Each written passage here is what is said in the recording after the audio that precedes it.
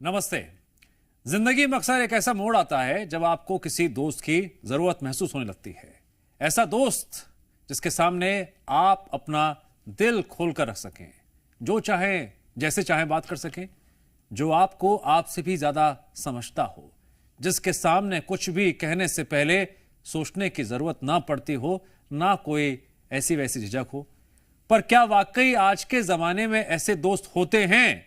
ऐसे एक दोस्त की तलाश में आजकल युवा सोशल मीडिया को एक जरिया बना रहे हैं। पर क्या वाकई ऑनलाइन दोस्ती का यह चलन आपके लिए सुरक्षित है? ऐसी दोस्ती पर आंख बंद कर यकीन करना कितना सही है? करेंगे बात आज इसी मुद्दे पर।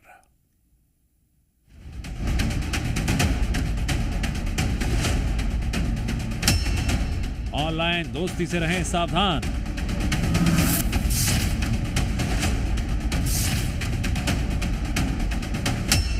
सोशल मीडिया पर दोस्ती जी का जंजाल।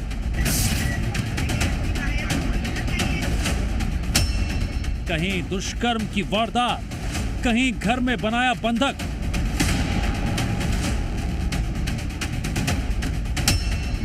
ऑनलाइन दोस्ती नहीं, मिल रहे भक्षक।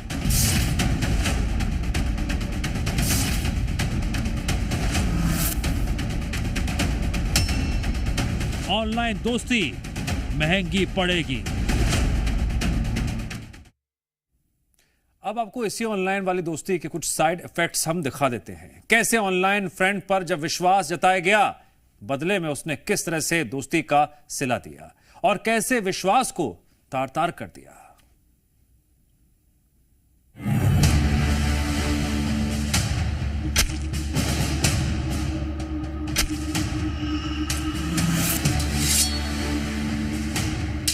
बदलते समय के साथ लोगों की दोस्ती करने के तरीके में भी बड़ा बदलाव आया। लोग अपने पुराने दोस्तों को छोड़कर रोज नए नए दोस्त बना रहे हैं। इनमें से ज्यादातर वर्चुअल हैं। अकेलेपन में आजकल के युवा किसी से भी अपनी बात शेयर करने को तैयार हैं। बस उन्हें एक साथी की दरकार है। इस तलाश में वो कभी कभी काफी जल्दबाजी कर देते हैं, तो कभी बहुत बड़ी भूल।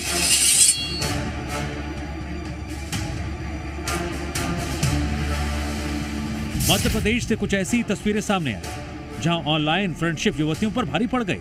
सबसे पहले आपको नरसिंहपुर से सामने आई खबर दिखाते हैं।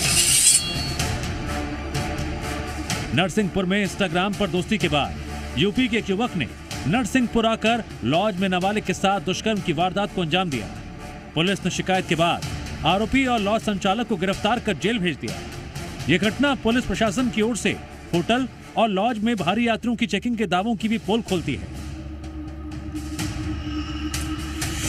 अब आपको इस वारदात के पीछे की कहानी बता देते हैं। दरअसल सोशल मीडिया से हुई युवक युवती की दोस्ती। युवक ने भावनात्मक तरीके से युवती को किया गुमराह। युवती से मिलने के बहाने नरसिंहपुर पहुंच गया युवक। नरसिंहपुर में एक लॉज को किराए पर लिया। युवती को लॉज में बुलाकर दरिंदगी को अंजाम दिया। इंस्टाग्राम के माध्यम से कुछ लड़की का से बहला फुसला कर ले जाना बताया गया है और इसमें फिर अनैतिक कृत्य में इसमें शिकायत प्राप्त है, जिसमें तत्काल पुलिस द्वारा कार्रवाई करी गई और अपराधी को पकड़ा गया।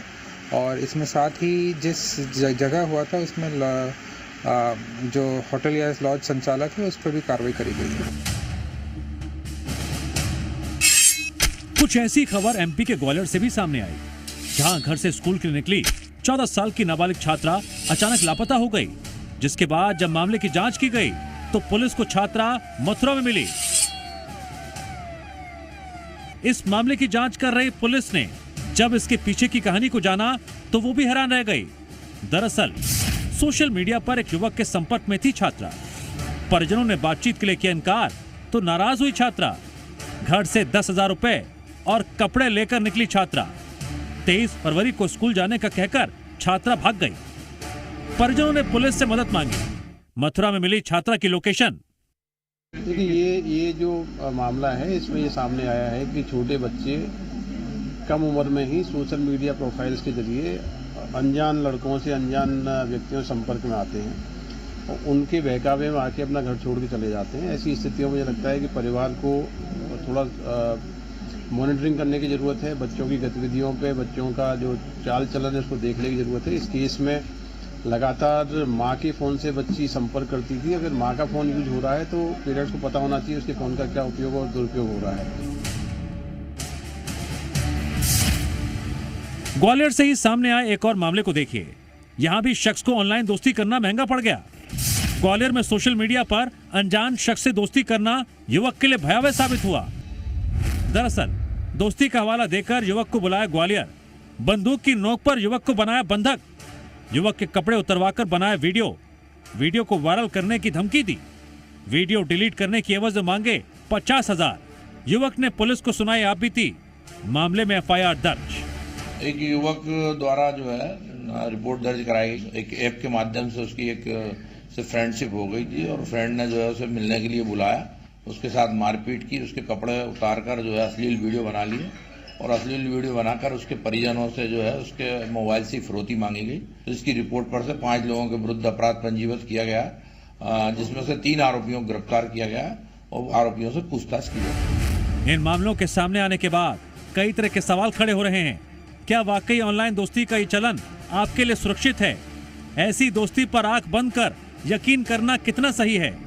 क्योंकि आजकल ये ऑनलाइन वाली दोस्ती लोगों को बड़ी बड़ी मुसीबत में डाल रही है। ब्यूरो रिपोर्ट, जी मीडिया।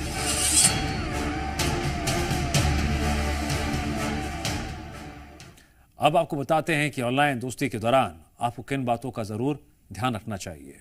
पहला पॉइंट और सबसे जरूरी पॉइंट है, एक दूसरे की पर्सनल फोटोज शेयर मत कीजिए। अपनी कोई भी पर्सनल बात भी शेयर ना करें। विश्वास बनने में समय लगता है, अचानक से नहीं बनता है, समय दीजिए। ऑनलाइन दोस्त ज्यादा बात करने की कोशिश करे तो फिर सतर्क हो जाइए, कुछ दाल में काला हो सकता है। शुरुआत में कम बातचीत ही करें। बातचीत या दोस्ती शुरू करने से पहले जरा प्रोफाइल की जांच पड़ताल भी कर लीजिए कि आप किससे बात कर रहे हैं, वो वही है या कोई और तो नहीं है। ऑनलाइन फ्रेंड से किसी पब्लिक प्लेस पर ही मिलें, प्राइवेट प्लेस पर नहीं। अपना मोबाइल नंबर सोशल साइट पर कभी मत शेयर कीजिए। दोस्ती के दौरान किसी तरह के पैसे का लेन देन भी आपको बिल्कुल नहीं करना चाहिए।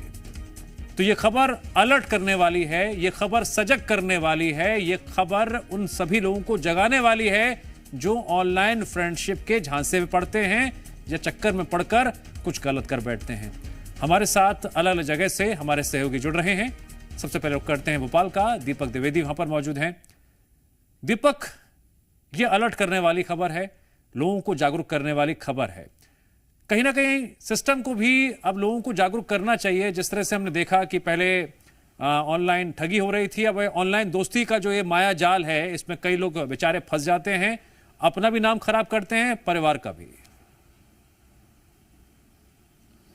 जी बता दूं कि सोशल मीडिया के ज़माने में ये एक बड़ी चुनौती समाज के लिए भी है, पुलिस के लिए भी है और खुद स्वयं के लिए भी बनकर सामने उभरी है। क्योंकि जिस तरीके से सोशल मीडिया पर अलग अलग प्लेटफॉर्म में दोस्ती कर मैसेंजर के माध्यम से या अलग अलग ऐसे ऐप जिसके माध्यम से बातचीत बढ़ती जाती है और फिर उसमें बड़ी बड़ी बातें करना, दूसरी ओर से जो लड़कियां हो चाहे बच्चे हो उन्हें प्रलोभन में लाना और कहीं ना कहीं वो प्रलोभन के चलते फिर उन्हें ऐसी जगह पर बुलाना जिसके चलते उनका शोषण कर सके या उनके साथ कोई अपराध घटित कर सके। एक नहीं ऐसे सैकड़ों वारदातें मध्य प्रदेश में सामने आई है। कुछ मामलों में पुलिस ने खुलासा भी किया है तो कुछ मामलों में पुलिस की जांच भी जारी है। ऐसे ही मामला ग्वालियर, नरसिंहपुर, अलग अलग लोकेशन से, भोपाल की बात करें, भोपाल से भी ऐसे तमाम मामले सामने आ चुके जहां फेसबुक, इंस्टाग्राम, जो शादी.com जैसी वेबसाइट्स पे दोस्ती करके उनके साथ गलत काम हरकत की गई है या गलत वारदातों को अंजाम दिया गया। उन्हें अलग अलग स्थानों पर बुलाया गया है। कुछ मामलों में पुलिस ने पर्दाफाश पहले ही कर दिया तो कुछ मामलों में पुलिस में पर्दाफाश उनके पकड़ाने के बाद। ठीक है दीपक, जरा मेहमानों से बात कर लेते हैं। हमारे साथ सामाजिक कार्यकर्ता प्रशांत कुमार दुबे जी और एसपी एसटीएफ राजेश सिंह भदौरिया जी भी हैं। मैं आप दोनों का बहुत बहुत स्वागत करता हूं। राजेश सिंह भदौरिया जी, धन्यवाद। आप भी उस दौर से गुजरे होंगे जहां दोस्त हर कोई बनाना चाहता है। आप भी उस दौर से गुजरे होंगे जहां लोगों में पर्सनल बातें भी साझा होती हैं, एक दूसरे की जिंदगी के बारे में बताया भी जाता है। लेकिन आजकल ये जो ऑनलाइन प्लेटफॉर्म चुना जा रहा है दोस्ती के लिए, ये बड़ा खतरनाक साबित हो रहा है। इमोशंस ऐसे होते हैं कि इंसान कई बार उलझन में होता है, करे क्या ना करे, और इसी भंवरजाल में फंसकर एक गलत रास्ता चुन लेता है। आपका संदेश जनता के नाम। देखिए, हेलो। हाँ जी, आपकी बात आ रही है, बोलिए।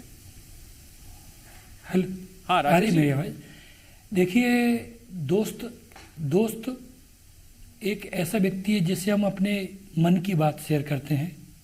हम बहुत सारे ऐसे अपने अनुभव शेयर करते हैं, लेकिन दोस्त के साथ उसकी जब तक आइडेंटिटी क्लियर नहीं हो, किसी से दोस्ती करना, स्पेशली वर्चुअली जो इस तरह से ऑनलाइन दोस्ती, कहीं ना कहीं झांसे में लेकर व्यक्ति को या तो फिजिकल एक्सप्लॉइट करने का भी उद्देश्य हो सकता है, अथवा फिजिकल एक्सप्लॉइट करने के अलावा फाइनेंशियल एक्सप्लॉइट करने का हो सकता है। ऐसे बहुत रेयर फ्रेंड होते हैं जो ऑनलाइन जोड़ करके बाकी दोस्ती निभाए। प्रशांत कुमार दुबे जी, थोड़ा इस बात पर जरा ओपनली बात करना जरूरी है। क्या परिवार वालों को दोस्ती अपने बच्चों से बढ़ानी चाहिए, थोड़ा खुल के बात करनी चाहिए, ताकि वो बाहर वालों पे इतना विश्वास ना कर लें कि अपनी आंखें मूंद लें।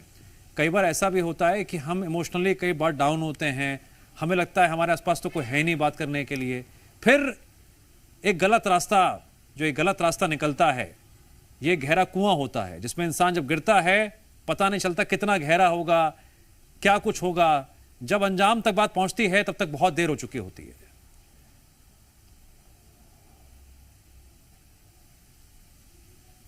बिल्कुल, आप सही कह रहे हैं। और दरअसल आप मिनिस्ट्री ऑफ होम अफेयर्स की एक रिपोर्ट आई है, यदि आप उसकी ओर देखेंगे तो जो आप बात कह रहे हैं वो बिल्कुल सही है कि वो कह रहे हैं कि 80% माता पिता को ये पता नहीं है कि उनका बच्चा किस तरीके के ऑनलाइन प्लेटफॉर्म पर है और किससे उसकी दोस्ती है। और यदि ये डेटा को हम देखते हैं तो हमें ऑटोमेटिक ये स्थिति स्पष्ट हो जाती है कि हम किस तरीके के बच्चों के साथ या किस तरीके के युवाओं के साथ अभी डील कर रहे हैं। माता पिता को पता नहीं है, एक अलग तरीके का फ्रस्ट्रेशन है, कुछ बहुत ज़्यादा पाने की लालसा है, और रातों रात स्टार बनने की या रातों रात पता नहीं क्या क्या पा लेने की जो जिज्ञासा है या जो लालसा है, वो दरअसल इस पूरी प्रक्रिया में धकेल रही है। और इसमें जो ये जो खरबों का बिजनेस है, एक्चुअली ये व्यापार है, और इस व्यापार में दरअसल जो युवा साथी जुड़ रहे हैं, और जैसा अभी सर कह रहे थे कि दोस्ती हम उससे करेंगे जिससे हमारा मन मिल रहा है, मेल मिल रहा है, लेकिन यहाँ दोस्ती दरअसल व्यापार के रूप में हो रही है। और व्यापार होगा तो निश्चित रूप से इसमें लाभ हानि की बातें आएंगी, और लाभ हानि निश्चित रूप से यदि लाभ हानि हो गए तो किसी के लिए लाभ का धंधा होगा और किसी के लिए हानि का होगा। संयोग कहें या दुर्योग कहें कि ये हानि दरअसल हमारे युवा साथियों के, हमारे नाबालिग बच्चों के खाते में आ रही है, और इसमें माता पिता को सचेत होने की बहुत ज़रूरत है। क्योंकि यदि हम अपने बच्चों को ही, बच्चे कहाँ जा रहे हैं, क्या देख रहे हैं, यदि हम उसको ही जांचेंगे नहीं तो शायद ये स्थिति बहुत विकराल होगी। एक डेटा और आपके बीच में रख रहा हूँ क्योंकि मैं विकरालता की जब बात कर रहा हूँ, अभी एक और डेटा कह रहा है, यूएन कह रहा है कि जितने भी इंटरनेट यूज़र हैं पूरी दुनिया में, उसमें से 1/3 नाबालिग हैं।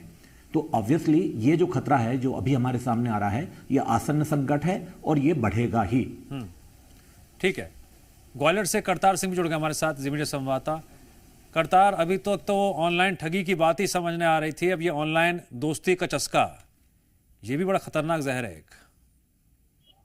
देखिए, निश्चित तौर पर दिव्यांश किस तरीके से एक तरफ तो ऑनलाइन ठगी हो रही थी, लेकिन अब ऑनलाइन कहा जाए तो जो ऑनलाइन जो होता है, जो दिखता है, वो होता नहीं है। कहीं ना कहीं जो लोग प्रोफाइल बनाते हैं वो फेक होते हैं, फर्जी होते हैं, और उसके बाद में फिर उसका गलत तरीके से लोगों को फंसाया जाता है और उसके फिर उनके साथ ब्लैकमेलिंग की जाती है। ऐसे लगातार मामले देखने को मिल रहे हैं, जहां देखिए ग्वालियर में 2 मामले सामने आए, जहां एक छात्रा के साथ ऑनलाइन दोस्ती की जाती है, बाद में उसे बुलाया जाता है और मथुरा बनाया जाता है, फिर वहां वो शख्स मिलता नहीं है, और उसके बाद में वो छात्रा के परिजनों द्वारा FIR दर्ज की जाती है और बाद में फिर वो वापस आती है। दूसरा मामला एक युवक के साथ आता है जो कि सीधा उसके साथ ऑनलाइन दोस्ती होती है, और दोस्ती के बाद उसके साथ ठगी की जाती है, 50,000 रुपए उससे वसूल लिए जाते हैं और लगातार उसको ब्लैकमेल किया जाता है। आप समझ सकते हैं किस तरीके से ऑनलाइन के चक्कर में पड़कर लोग। ठीक है, मैं अब रुक करूंगा राजेश सिंह जी का। राजेश जी, थोड़ी मदद कीजिए। मदद मुझे आप किस लिए चाहिए, क्योंकि आप SP हैं STF के। ऑनलाइन ठगी, आपने देखा होगा कि ऑनलाइन ठगी के जाल में पढ़े लिखे लोग फंस जाते हैं, पढ़े लिखे लोग, बहुत पढ़े लिखे लोग। अब यहां तो मामला ऑनलाइन दोस्ती का है। एक ऐसी कच्ची उम्र होती है जहां पर दिमाग और दिल के बीच की बहुत दूरी बनी होती है, जब तक बात समझ में आती है तब तो बहुत देर हो चुकी होती है। फिर क्या किया जाए, इसका समाधान क्या है? देखिए, अभी जैसा आपने बताया कि जो पहले सिस्टम था कि दोस्ती होती थी अपने मोहल्ले पड़ोस के जाने मिले लोग से, फिर चालू हुई फोन और फ्रेंड से, जिससे फोन पे बात हो रही है। लेकिन आजकल इतने सारे प्लेटफॉर्म, चाहे फेसबुक हो, स्नैपचैट्स हो, या इससे हटके इंस्टाग्राम हो, कहीं ना कहीं ऐसे स्ट्रेंजर जिसको हमें पता ही नहीं है उस तरह की वो कहीं नहीं कि अपने प्रोफाइल दिखा करके, लेकिन राजेश सिंह जी काउंटर है मेरा कि जो इमोशनली टूटा, देखिए अगर जो इमोशनली टूटा हुआ है इंसान है उसको गलत सही की परिभाषा समझ में ही नहीं आती है। आप मानते हैं इस बात को? बिल्कुल मैं मानता हूं इस बात से। तो इसके लिए ये है, देखिए कि सबसे पहले है कि यदि व्यक्ति किस दौर से गुजर रहा है, कोई टीनेजर्स के लिए हम बात करें सबसे पहले, क्योंकि ये ऐसी होती है कि उस समय कहीं ना कहीं बहुत सारे हार्मोनल चेंजेज होते हैं, लोग बहुत सारे इस तरीके के फिजिकल अट्रैक्शन में आ जाते हैं और सामने वाला इस तरह की अपनी पिक्चर प्रोफाइल दिखा के बहुत बड़ा वो जो बॉडी बिल्डर है, बहुत बड़ा जो कि हीरो टाइप का दिखने वाला, जबकि हकीकत कुछ उससे हटके होगी। उसकी पिक प्रोफाइल देख के, उसकी बातों के झांसे में आके हमारे लोग, हमारे बच्चे इसलिए फंस रहे हैं कि कहीं ना कहीं उनको जो उनकी जो हेल्पलाइन, उनकी जो माता पिता हैं, एक सबसे पहली हेल्पलाइन, वो उनसे कम्युनिकेशन गैप हो रहा है। उस गैप के पीछे एक बहुत बड़ा कारण, एक भागदौड़ वाली जिंदगी, दूसरा माता पिता का बच्चों कहाँ किससे बात कर रहे हैं, कब कर रहे हैं, किस ऐप का किससे के साथ कम्युनिकेशन में यूज कर रहे हैं, किसी प्रकार का कम्युनिकेशन हो रहा है, तो उस सब के बारे में कहीं ना कहीं एक माता पिता की निगरानी सामान्यतः होती थी पहले, लेकिन वर्तमान में इस तरह की निगरानी बहुत कम हो गई। उस सब के पीछे पड़ने ये हो रहा है कि ऐसे बच्चे कहीं ना कहीं झांसे में आकर के ऐसे अनजान लोगों के जो साइबर क्रिमिनल्स हैं, जिनका उद्देश्य या तो वित्तीय शोषण या शारीरिक शोषण, ये दो बड़े कारण हैं जिनमें फंसा के वो या तो आपको झांसे में लेके किसी पर्टिकुलर अनजान जगह पे बुलाएंगे और इस तरह की घटना को खारिज करेंगे। ठीक है प्रशांत जी, एक बहुत जरूरी सवाल के साथ मैं आऊंगा आपके पास, लेकिन जरा ग्राउंड रिपोर्ट एक बार करतार से ले लेते हैं। करतार, जो ग्राउंड रिपोर्ट निकलकर सामने आ रही इस ऑनलाइन दोस्ती को लेकर कितनी चिंता में डालने वाली एक खबर है? चिंता में डालने वाली है, क्योंकि लगातार जिस तरीके के मामले देखने को मिल रहे हैं, सबसे ज्यादा यूजर्स अगर बात की जाए तो सोशल साइट का यूजर नाबालिग बच्चे हैं, और छोटे छोटे बच्चे कहा जाए तो बालिग है, वो भी कहीं समझ नहीं पा रहे हैं और इसका बेजा तरीके से इस्तेमाल करते हैं और उसमें कहीं ना कहीं फंसते चले जा रहे हैं। और इस तरीके से फंस रहे हैं कि जो फंसते हैं उसके बाद में फिर उनके पास कोई रास्ता सूझता नहीं है, वो ब्लैकमेलिंग का शिकार हो जाते हैं। ग्वालियर में ताजे मामले सामने आए जहां किस तरीके से ब्लैकमेलिंग की गई, उनको फंसाया गया और बाद में फिर उनको पुलिस की शरण लेनी पड़ी। अब इन मामलों में जरूर कहीं ना कहीं पेरेंट्स को चिंता करनी होगी, कहीं ना कहीं लोगों को सोचना होगा कि आखिरकार जो ऑनलाइन के चक्कर में जिस तरीके सोशल साइट में फंस जाते हैं, चाहे वो इंस्टाग्राम हो चाहे जितनी भी सोशल साइट्स हो, उन पर जाके ये दोस्ती करते हैं, जो दिखाई देता है वो होता नहीं है, होता कुछ है, दिखाई कुछ देता है। लोगों को गलतफहमी होती है, गलतफहमी के चक्कर से वो शिकार हो जाते हैं। कई बार इस तरीके के मामले सामने आए कि सामने कहीं कोई गलत तरीके से जानबूझकर फंसाता है और फिर बाद में उसको अपने जाल में फंसा लेता है। तो ऐसे मामले लगातार बढ़ रहे हैं। इन मामलों के लिए कहीं ना कहीं पुलिस को आगे आना होगा। पुलिस ने हालांकि अवेयरनेस के लिए बीच में एक कैंपेन भी चलाया था, लेकिन जिस तरीके से पेरेंट्स को भी चिंता करनी होगी कि ये बच्चे जब जितने भी सोशल साइट्स के जरिए अगर ऑनलाइन दोस्ती कर रहे हैं, ऑनलाइन कहीं ना कहीं किसी चक्कर में पड़ रहे हैं, तो उनसे आपने जिस अवेयरनेस कैंपेन की बात की है वो कितना कारगर साबित हो सकता है? प्रशांत कुमार दुबे जी, एक रियलिटी तो ये भी है कि जो यंगस्टर होते हैं, जो टीनेज एज होती है, उसमें ये अवेयरनेस प्रोग्राम कामयाब हो पाएंगे नहीं हो पाएंगे, थोड़ा संशय रहता है। मैंने पहले भी बोला था कि उस समय जो स्टेज होती है इमोशनल, कहीं ना कहीं इंसान या कह लिए टीनेजर बहुत ही पशुपेश में होता है, क्या सही है क्या गलत है, मैं ये करूंगा तो सही रहेगा, ये करूंगा तो गलत होगा, इसका दूरगामी प्रभाव क्या होगा, कुछ समझ में नहीं आता है। ये कह लीजिए एक पट्टी बन जाती है आंखों के सामने, सब कुछ अच्छा अच्छा अच्छा नजर आता है, फिर क्या सॉल्यूशन?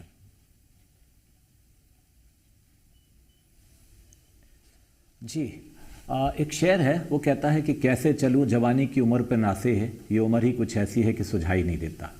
मतलब ये जो एज है, जैसा अभी सर ने कहा कि ये एज है जिसमें भटकाव तो है ही, लेकिन अभी जो कुछ ट्रैफिकिंग के विक्टिम्स मिले और उनके साथ जब बातचीत कर रहे थे, हम केस स्टडी कर रहे थे, बहुत इंटरेस्टिंग चीज़ ऐसे निकल कर आई। वो बच्चा ये कह रहा है कि मुझे ये तो पता था कि किस प्लेटफॉर्म पर जाना है, लेकिन मुझे ये नहीं पता था कि इसका इस्तेमाल कैसे करना है। तो इससे हमारे मतलब हमारा जो काम करने का तरीका या जिस पर हमको काम करना वो निकल कर आता है कि हम अपने बच्चों को ये तो सिखाएं हैं कि उनको कहाँ जाना है, कहाँ से दोस्ती करना है, लेकिन ये भी सिखाएं कि क्या नहीं करना है, और जिसकी दरअसल हमें बहुत कमी लग रही है। और जिस कैंपेन की अभी बात कर रहे हैं, अभी पुलिस ने बहुत अच्छा कैंपेन चलाया लेकिन इसमें यदि हम पिछले 5 साल का विश्लेषण देखेंगे तो आप देखेंगे इनमें अब आदिवासी क्षेत्रों की तरफ और छोटे जिलों की तरफ ये जो ट्रैफिकर्स हैं या जो लोग इस तरीके के सोशल मीडिया का इस्तेमाल कर रहे हैं और उसमें लोगों को फंसाने की कोशिश कर रहे हैं, उनका ध्यान वहाँ तक पहुँचा है। और संयोग से ये जो हमारा कैंपेन है वो कैंपेन ज़्यादातर स्कूल या कॉलेज तक होकर रहता है, लेकिन ऐसे व्यक्ति जो स्कूल कॉलेज की पहुंच से दूर हैं और इन आदिवासी क्षेत्रों में, दूर दराज के क्षेत्रों में हैं, जिनके पास लेकिन मोबाइल तो पहुंच गया लेकिन ये जानकारियां नहीं पहुंची हैं, तो मुझे लगता है वहां पर भी इस कैंपेन को बहुत प्रभावी तरीके से करने की आवश्यकता है, ताकि हम ज़्यादा से ज़्यादा ऐसे लोगों को जिन तक ये जानकारियां छन छन के पहुंच रही हैं, कुछ पहुंच रही हैं, उनको हम इस पूरी प्रक्रिया से जोड़ पाएँ और उनको निकाल सकें। मुझे लग रहा है कि इस दौर में हमें 2 चीज़ें करने की और ज़रूरत है हमारे नाबालिग और युवा मित्रों के साथ। सोचें और ना सोचें के बीच का फ़र्क भी उनको बताने की ज़रूरत है कि यदि किसी की दोस्ती या कुछ स्वीकार करने से पहले एक बार ज़रूर सोचें, किसी को कुछ शेयर करने के पहले ज़रूर सोचें, और कुछ उनको भेजने के पहले, चाहे वो वित्तीय संदर्भ हो या अपनी फोटोग्राफ्स हो या कुछ, उसको भेजने के पहले 3 बार ज़रूर सोचें। लेकिन ना सोचें वो भी हमें बताना पड़ेगा कि यदि कोई ऐसा मसला आ रहा है तो उसको रिपोर्ट करने से ना सोचें। तो ये सोचें और ना सोचें के बीच के भी हमें कैंपेन को चलाने की जरूरत है। दीपक भोपाल में है, और सभी को क्या ये अवेयरनेस कार्यक्रम चलाए जाने चाहिए युवाओं के बीच ताकि लोग बच के रहें? बता दूं कि ये जरूरी है युवाओं के बीच, टीनेजर्स के उसमें तो ये कहता हूं कि जब तक 30 वर्ष की उम्र हो जाए, 35 वर्ष की उम्र हो जाए, उन लोगों तक को ये बताना चाहिए कि इस तरीके के जो झांसे हैं उसमें ना फंसे। अधिकतर जो दोस्ती होती है जो सोशल प्लेटफॉर्म के माध्यम से होती है, उसमें तमाम ऐसे एक्सप्लॉयटेशन सामने आते हैं जिसमें फाइनेंशियल होते हैं या शारीरिक शोषण होते हैं, लगातार हमें देखने के लिए समाज में मिलते हैं। और इसको लेकर पुलिस FIR भी दर्ज करती है, तमाम बार आरोपियों को गिरफ्तार भी किया जाता है, और जो जाते हैं अपना घर छोड़ के उन्हें दस्तयाब किया जाता है। जब उनकी काउंसलिंग की जाती है तो उन्हें यह पता नहीं होता कि हमारे साथ जो हो रहा है वह धोखा है। कई बार भोपाल पुलिस ने एक लड़की को हरियाणा जाते हुए पकड़ा था। इससे पहले कि हम बात करें तो एक लड़की को कुछ दिन पहले ही गोविंदपुरा पुलिस अन्य केरल से पकड़ के लेकर आई थी। वो इसी तरीके से जो सोशल मीडिया से दोस्ती करी थी और उसके बाद उसे कहा गया था कि वह उससे शादी करेगा, उसको अलग अलग तरीके के सपने दिखाए गए थे और फिर उसके साथ होता वहां पर शारीरिक शोषण। पर यह तो वो है जो घटित होने से पहले हो गया। कई FIR ऐसी होती है जिसमें इंस्टाग्राम, अलग अलग जो सोशल प्लेटफॉर्म्स हैं उनके माध्यम से दोस्ती करके दुष्कर्म कर लिया जाता है लड़कियों से, अलग अलग झांसा देकर या नौकरी की बात कहकर उनसे वित्तीय धोखाधड़ी कर ली जाती है। तो तमाम ऐसे जगहों पर भी पुलिस आरोपियों को गिरफ्तार करते हुए नजर आती है और समझाइश देते हुए भी नजर आती है। यदि हम इनके बात करें कि जागरूकता की, तो लगातार पुलिस की ओर से एडवाइजरी सालों से जारी की जा रही है। गली मोहल्लों में जाकर नुक्कड़ नाटक के माध्यम से समझाने का प्रयास किया जा रहा है, होर्डिंग्स के माध्यम से समझाने का प्रयास किया जा रहा है, पर वो समझ उस समय नहीं पड़ती जब तक आदमी उसका शिकार नहीं हो जाता। और उसी के लिए सबसे प्राथमिकता है वो जागरूकता, और जागरूकता घर से शुरू होना चाहिए, पेरेंट्स से शुरू होना चाहिए, माता पिता से शुरू होना चाहिए, उसके बाद फिर सामाजिक दोस्तों के बीच ये जाना चाहिए। फिलहाल अभी जो पिछड़े इलाके हैं वहां पर ये जागरूकता जरूर शासन प्रशासन या पुलिस की व्यवस्था की ओर से नहीं पहुंच पा रहे, पर हाईटेक सिटी चाहे भोपाल, इंदौर, जबलपुर, ग्वालियर की बात करें तो वहां जरूर गली मोहल्ले कोई भी चीज असली है, कोई भी चीज असली है, चाहे वो खाने की है, चाहे वो दोस्ती की है, चाहे वो रिश्ते की है, सब सच्ची है और मजेदार है। और जो नकली है डब्बा गोल है हर जगह। जिंदगी भी डब्बा गोल हो जाएगी और नुकसान उसी को झेलना पड़ेगा जो उसके भंवरजाल में फंसेगा। बहुत बहुत शुक्रिया आप सभी का।